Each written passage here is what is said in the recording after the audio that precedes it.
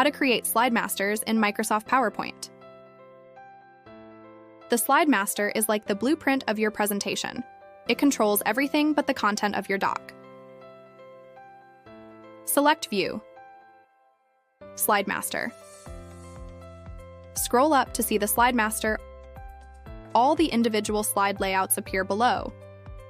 Anything you do in this view won't change the content, just the look and layout of your slides.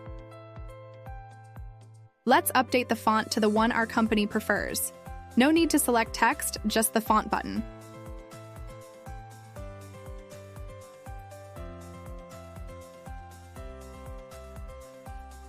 Notice all the layouts change to the new font.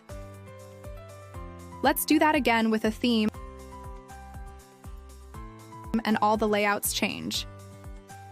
When you're done, close the master view to return to the content of your slides. Thank you for watching us.